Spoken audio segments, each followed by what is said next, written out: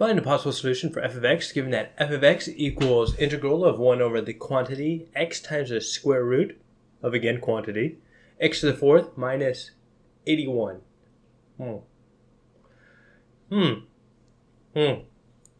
Okay, so this first thing I want to look for is like a substitution. So when I see a radical like this, I'm going like, all right, I want this, when I take the derivative of this part, I want it to equal that part. But that's not really a luxury we have. So what I'm going to do is you see these are two perfect squares here. So you have, well, perfect is probably a little bit generous. They are squares. And so this is x squared, and this is 9 squared, which is also, they are also squares of themselves squares. So what I'm going to try and do is a trigonometric substitution. So let's do blue, because whenever I get serious, it's like, we're gonna need blue here. I love you, blue. Okay, so I'm going to guess x equals x squared equals 9 secant of u. Now let me explain my thought process here. So for trigonometric substitutions, if the sign is with the x, you have negative x squared. Then the sign with the x means you're probably going to use sine. X equals sine of u. If the sign is with the constant, i.e. the 81 in this case, you're going to guess secant. And I say guess, but it's like, and like once I realized that there is guessing in math, like my world was just destroyed, demolished. I eventually got over and realized that there's a lot of guessing in life. Now, these are a very well educated guess, a strategic analysis risk, calculated risk, if you will.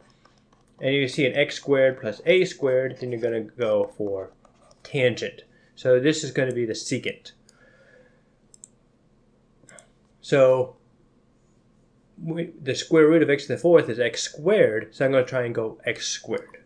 So then we're going to want to take the derivative of both sides. So we'll have derivative of x squared is 2x dx, which equals the derivative of secant. I'm not quite sure what the derivative secant is, but it's a derivative, so we can just figure this out. So secant is 1 over cosine of, I'll use u here. There we go, u. So that is the same as, make a little arrow, cosine of u to the negative 1. So the derivative of this, derivative with respect to u, will be, this will be the chain rule. So we'll have negative 1 cosine of u to the negative second times the derivative of the interior, which would be sine of u. But the derivative of cosine is negative sine, so this negative out here will cancel out. And so we're going to be left with sine over cosine times 1 over cosine, which is tangent of u times secant of u. Yeah, that'd be a pain to memorize. I'm glad I chose not to memorize that in life. So we have 9 tangent of u secant of u du. Okay, yep, we got that. And let's see here. I'm going to take this 2x, and I'm going to move it over to this side. There we go. So now we have dx. Yep, I'm just going to plug everything in, see where we're at, and go from there. One thing I'll do real quick is I will solve for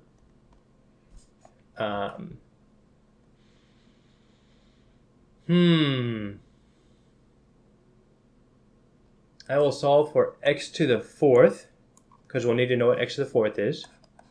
X to the fourth equals 81 secant squared of u.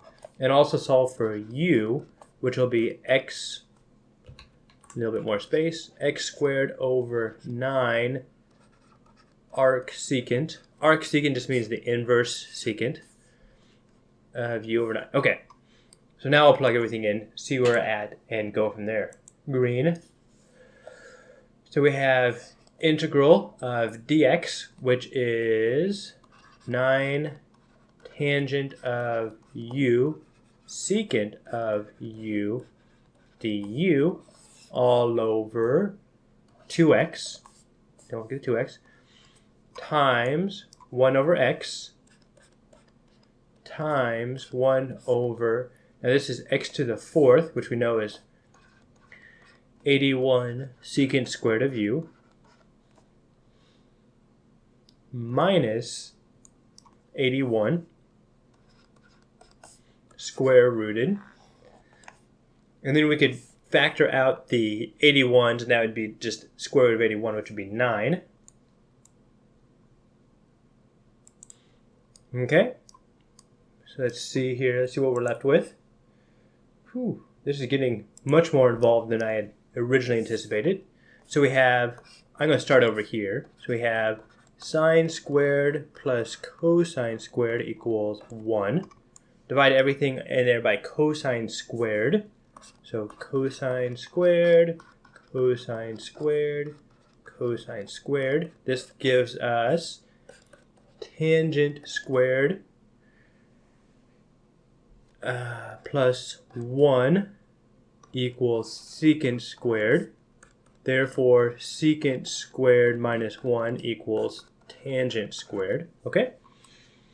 So we have integral, we still have this 9 tangent of u secant of u du up on top.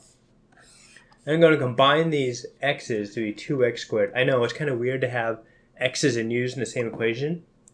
I will try to fix that. Maybe. Hopefully. We'll see. And then we have this 81. So we're going to have a 9 and 9. And a tangent squared.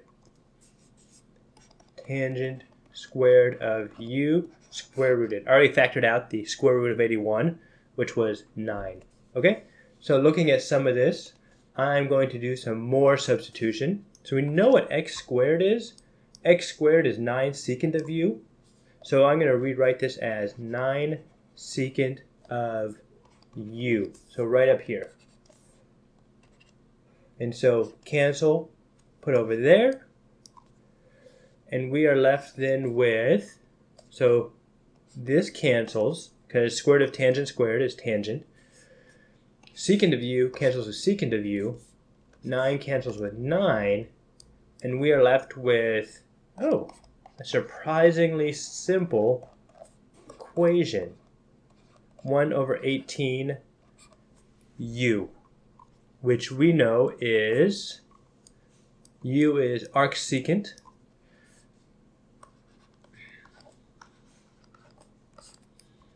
of x squared over 9 all over 18. Let's go see if this is a possible answer.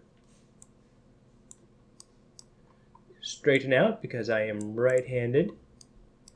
1 over 18. Yep, it's this one right here.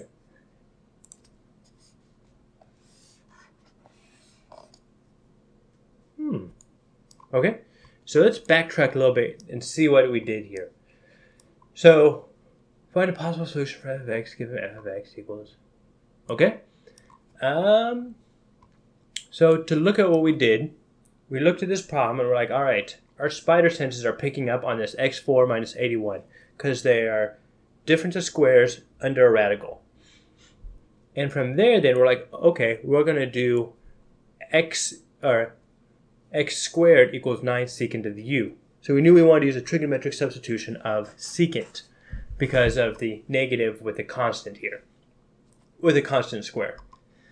And from there then we took everything a step further. We solved for dx. We got this crazy x term still in there. And then we solved for u, because we kind of figured that's going to be important later. And we solved for x squared squared, which was our x to the fourth.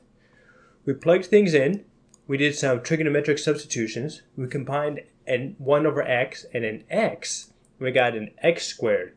This x squared then tied back to our initial assumption of x squared equals 9 secant of u, our initial substitution. And after plugging everything in, almost everything canceled. Probably not coincidental. We were left with integral of 1 over 18, which is 1 over 18 times u, plus a constant, but we left the constant off for now. And then when we resubstitute back in, we got arcsecant of quantity x squared over 9 over 18. And that's how we did it. So there's no step we took was like wildly difficult, but there was a whole bunch of unconventional, unusual steps we took there, which made this problem pretty interesting. But still, it can be a little intimidating if it's the first time you've seen this. So thanks for tagging along. I will see you on the next problem.